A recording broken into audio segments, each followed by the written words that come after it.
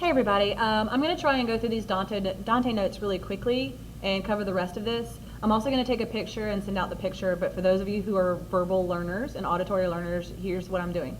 Alright, so we left off at tercets, and I wrote that really awesome poem about the cats. Hopefully you got a chance to see me use that terzarima.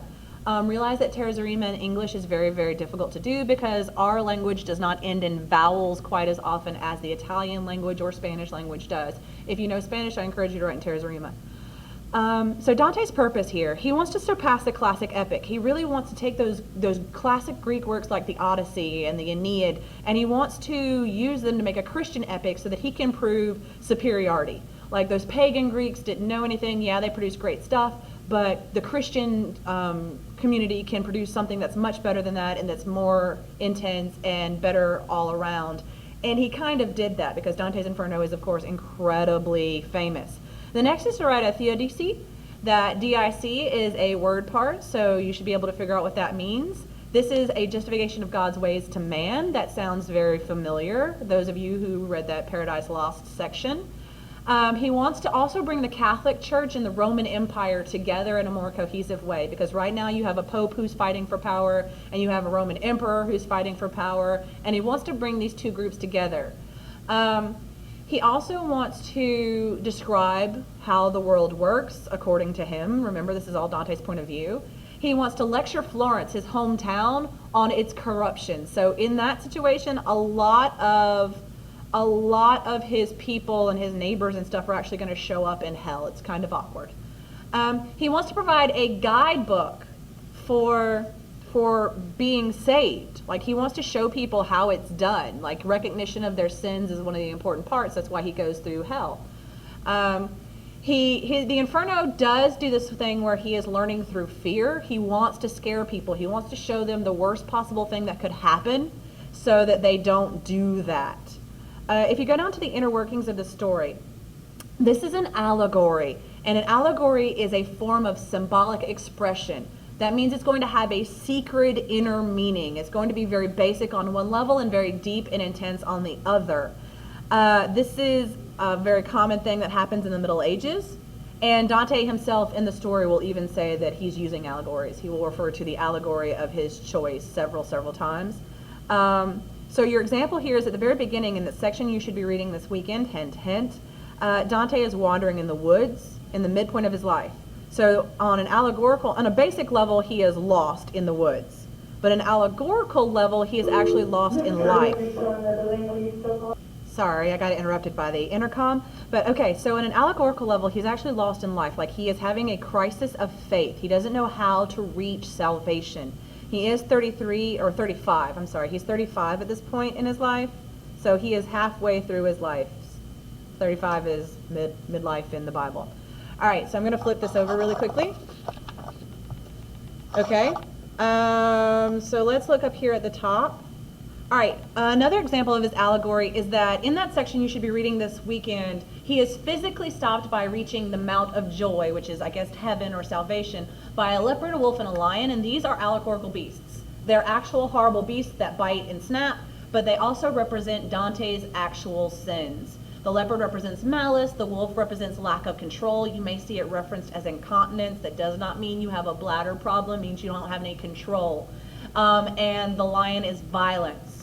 So these are the things that Dante is actually guilty of, and they are physically keeping him out of heaven because they are beasts snapping at him, but they are also spiritually keeping him out of heaven because they are his problem.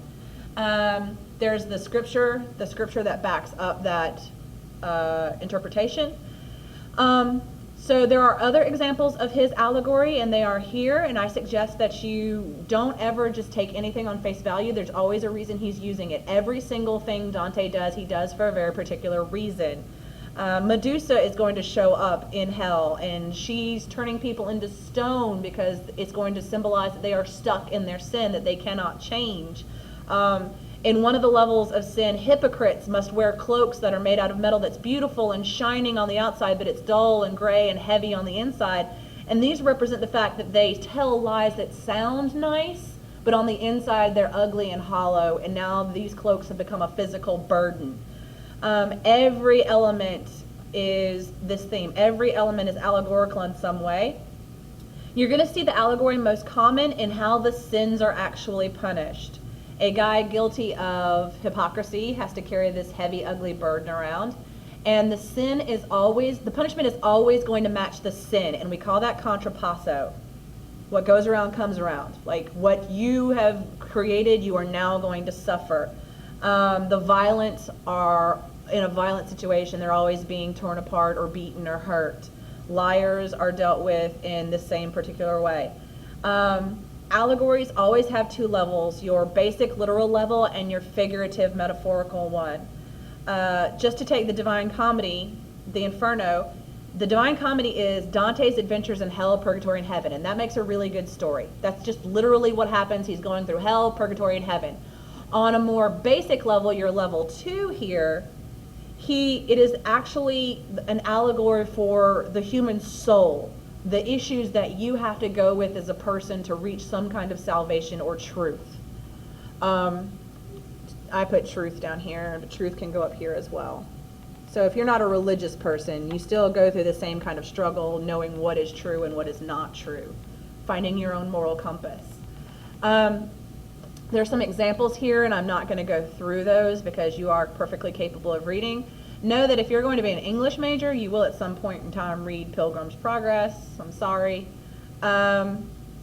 All right, so we go down here. Dante is literally wanting every person who reads this to put him or herself in Dante's shoes. He wants them to know what it's going to be like.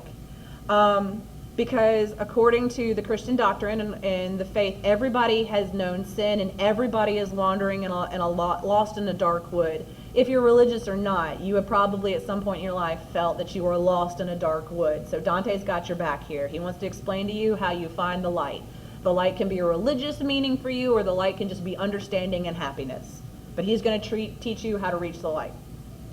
All right, so now to the fun stuff. You've got your circles of hell. This is where it gets really entertaining. All right, there are 9 circles, and that's always the fun thing. Remember 9, Dante's obsessed with that number 3. At the gates of hell, you have cowards who refuse to stand for or against God. So in the war of heaven, these are going to be your angels who didn't take Satan's side or didn't take God's side. They tried to ride the fence and wait to see who won. This is anybody who ever rides the fence to see who waits who won. You have to pick a side in a fight. And so these are people who did not stand for or against God. They can't even get into hell. They just have to sort of hang out here by the gates. They are forever running and getting stung by wasps. The gates, of course, have my favorite phrase, abandon all hope ye who enter here. I think it's just a really classy, scary kind of phrase. It's perfect for the gates of hell. Circle 1 is going to be limbo. This is your virtuous pagans. These are all those people who are unsaved because look, Virgil shows up here. And you're like, Miss Summerlin, I thought that Dante loved Virgil. Why did he put Virgil in hell? Well, he does that because if you remember the timeline from class today, and remember that Dante is Christian. So at 0 CE, 0 Common Era, that is the birth of Christ. So everybody who was on the left of that timeline, everybody who is BCE, before Common Era, they did not know salvation through Christ. So they are unsaved. Now, according to some traditions, at the second coming, Christ will come through and get these people and give them a second chance. But right now, in Dante's day and time, and in our day and time, second coming hasn't happened yet, so they're still hanging out in limbo, that first level of hell. It's not terrible though. It's kind of okay. They've got a library. It's a big city, and everybody is just hanging around and writing stuff and doing things that they like. It's not a terrible place to be. Circle 2 is for the lustful. He's going to spend a lot of time talking about Francesca and Paola. These are 2 famous lovers in Italy. They were not supposed to be lovers. He's going to talk about Cleopatra, who from tradition has had a lot of lovers. These people are being eternally swirled in the wind, and that's because they gave of themselves so much and they were so attached to someone else that they forsook the Lord, they forsook their responsibilities, and they are literally being torn apart by the wind. Circle 3 is the gluttons. They're being guarded by the 3-headed dog Cerberus. So every time they stop, he snaps at them and makes them keep going. But they are eating slime and muck.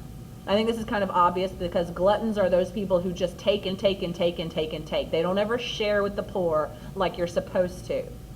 4, The prodigal and the miserly, these are your hoarders and wasters. They are pushing an enormous stone back and forth. They have mindless, useless labor. It's never going to go anywhere. You're either hoarding materials and not helping, or you're wasting materials and not helping.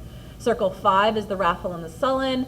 They are just nasty, horrible, bad attitude kind of people, and they are being punished in an appropriate way.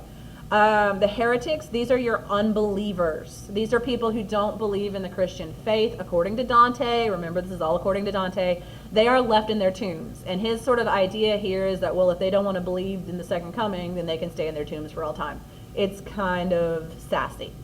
All right, circle 7 is your violent. There are 3 rings here: violent against your neighbors, violent against yourself, and violent against God.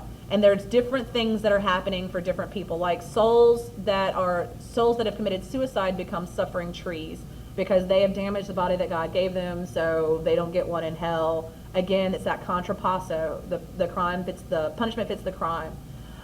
Circle 8 is your liars, and it is broken into 8 pockets called bulges. This includes the fraudulent, pimps, seducers, flatterers, simonists. These are your religious liars, your simonists. Sorcerers, that's pretty cool. Corrupt politicians, sowers of division, falsifiers, another name for liars. Alchemists, they believe that they could turn lead into gold, that's a lie. And thieves. They are suffering several different torments. My favorite is that they get to live in poop, because that's what they do. They just spout off poop, so they get to live in poop. I think that's an appropriate punishment. Good job, Dante. Circle 9 is your betrayers. It's broken into 3 mini sections. The first one is betrayers of family. The next one is betrayers of society and guests. And the third is betrayers of lords and country. This includes God. So anybody who's betrayed God and goes into this last little level here. And in the very center, you have Satan. He is encased in ice. He is chewing on Judas, who betrayed Jesus. He is chewing on Brutus and Cassius, who are villains in Italian history. They killed Caesar. And they are eternally being chewed by Lucifer. So there is this element of cannibalism going on there. And yes, the last circle of hell is frozen. In fact, the further down you get, the colder it gets. And it's not that kind of frozen. It's not the let it go kind of frozen. It's the bad kind of frozen, the killing kind of frozen. So it gets really, really bad. All right, so I know I went through those notes very quickly, but review, you can watch this video. I hope that this cleared up a little bit for you. So read that first canto. And if you have any questions, let me know.